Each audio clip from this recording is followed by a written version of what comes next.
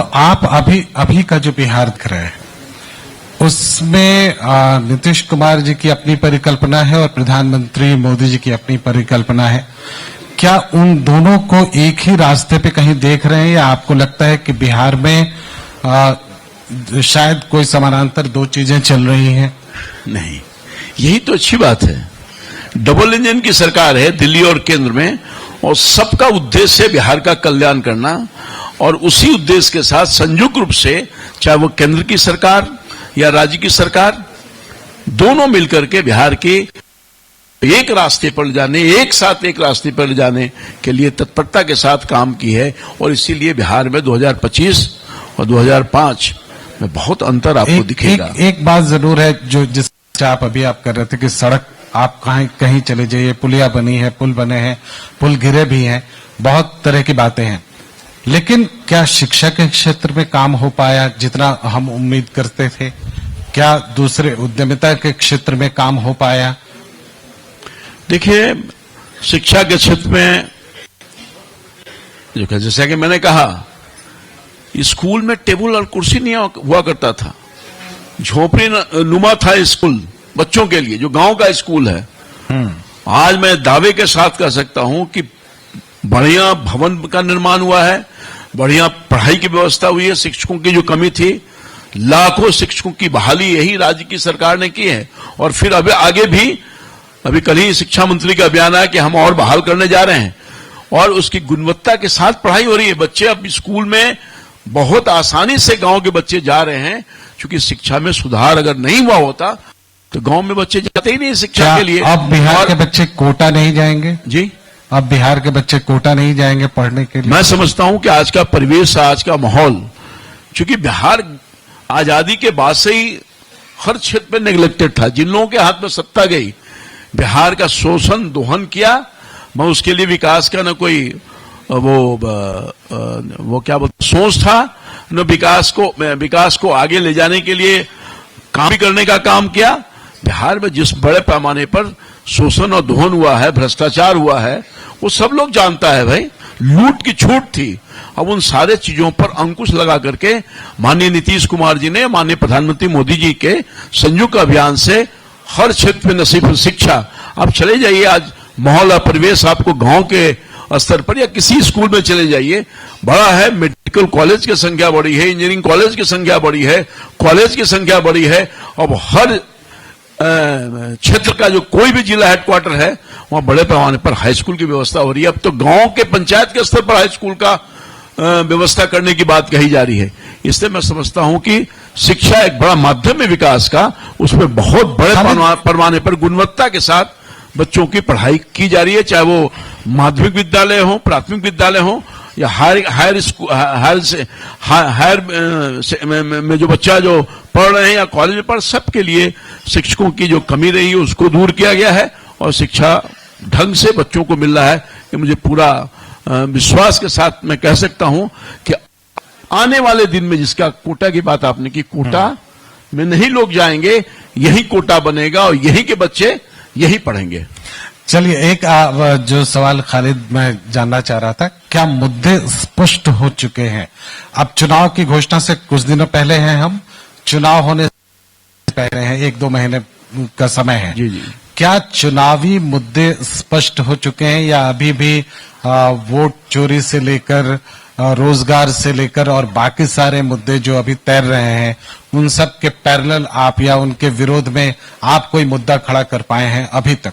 देखिए, हम तो विकास के माध्यम से जनता का विश्वास जीता है, सुशासन के माध्यम से जनता का विश्वास जीता है, और यही मेरा चुनाव में जाने का आगे भी हम इसी विकास के मुद्दे को लेकर के, सुशासन के मुद्दे पर जाएंगे, और जनता का आशीर्वाद पहले भी हमें मिलता रहा है। और बाद में आपने एक बहुत अच्छी चर्चा की, वोट चोरी का मामला। इतने लोग यहां बैठे हैं, पूछे किसी का वोट चोरी हुआ है? ये दिग्भ्रमित करने की कोशिश में कांग्रेस पार्टी यहां समाप्त हो चुकी है। बिहार में कांग्रेस आई नहीं है। ये अपने पार्टी को आगे बढ़ाने के लिए, अपने पार्टी को जिंदा रखने के लिए ये सब यात्रा वात्रा कर रहे हैं। इनका कोई उद्देश्य, क्योंकि कुछ चोरी हुआ ही नहीं। किसी एक आदमी से कहीं भी पूछ लीजिए, किसी का वोट। चुनाव आयोग अपने दायित्वों का निर्वहन किया है। अब ये लोग हैं जो चुनाव आयोग को भी नहीं मानते हैं, संविधान को भी नहीं मानते हैं। लोकतांत्रिक व्यवस्था में चुनाव आयोग एक अहमियत रखता है, संवैधानिक वो संस्था है, उसको भी आप नहीं मान रहे। वोट की डकैती तो आप करते थे, जब बूथों पर आप जाया करते थे। याद करिए, स्मरण करिए वो दिन जब बूथों पर जब जाया करता था तो जो गरीब गुरबा लोग थे उनको वोट देने की जरूरत नहीं थी, उनको रोक लिया जाता था, खून खराबा होता था। अब ये बताइए, परिवर्तन आ गया है और अब क्या कोई कि एक आदमी कोई ऐसा है जो बोल देगा कि हमको वोट देने से किसी ने वंचित किया, चाहे वो किसी समाज और संप्रदाय का लोग हो। ये है परिवर्तन।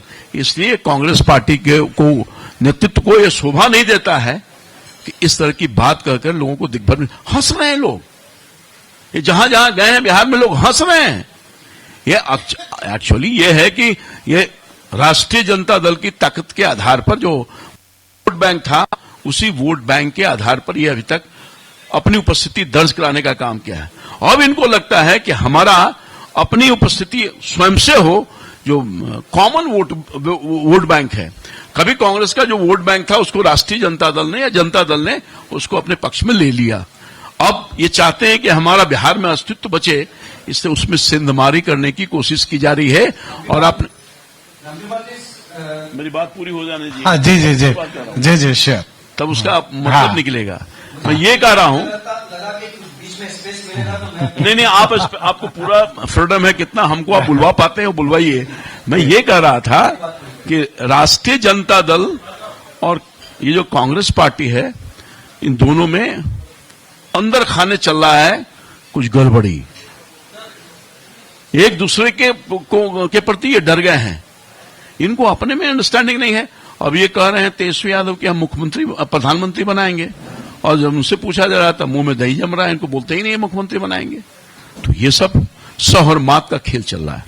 पूछिए। तो आपको लगता है कि एसआईआर कोई मुद्दा नहीं होने जा रहा है?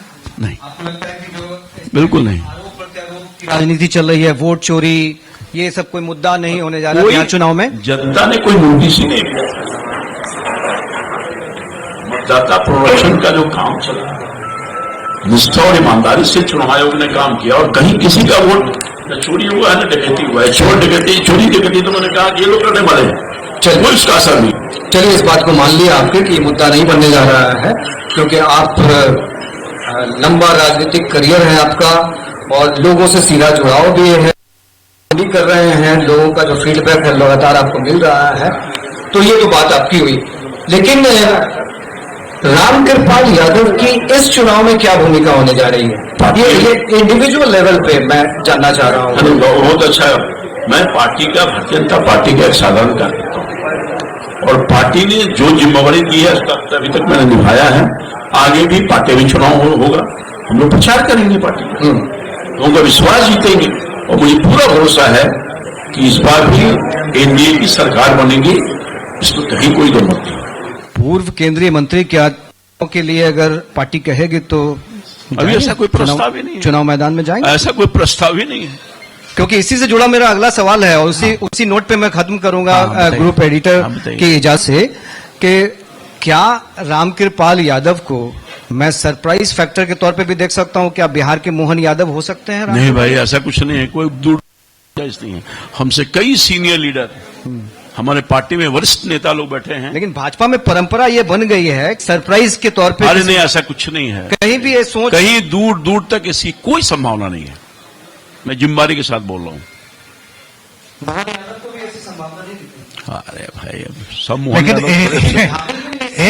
एक फैक्टर इसमें जरूर है। मेरी तरफ से आखिरी सवाल है, क्या जो एक समीकरण चलता है या चलता था, जिसके बारे में चर्चा होती है, वो माई समीकरण की बात होती थी, क्या बीजेपी इस समीकरण को तोड़ पाई है? मैंने कहा कि भारतीय जनता पार्टी या एनडीए जो है, हम सबके साथ सबका विकास वाली बात करते हैं और सबका विश्वास जीते हैं। कोई ऐसा धर्म और जाति का लोग नहीं है जो भारतीय जनता पार्टी और एनडीए के समर्थक नहीं हो, और हम सबके बीच में काम किया है, कोई विभेद किया ही नहीं है। एनडीए की सरकार ने किसी के साथ कोई विभेद किया है? आप हमको छोटा सा एग्जाम्पल कोई आदमी बता दे। तो जब हम सबका विश्वास जीता है, सबके लिए काम किया है, तो मुझे पूरा भरोसा है कि सभी जाति, सभी धर्म, सभी वर्ग के लोग हमें अपना आशीर्वाद देते रहें, इस बार भी देंगे और एनडीए की सरकार मजबूती के साथ बनेगी।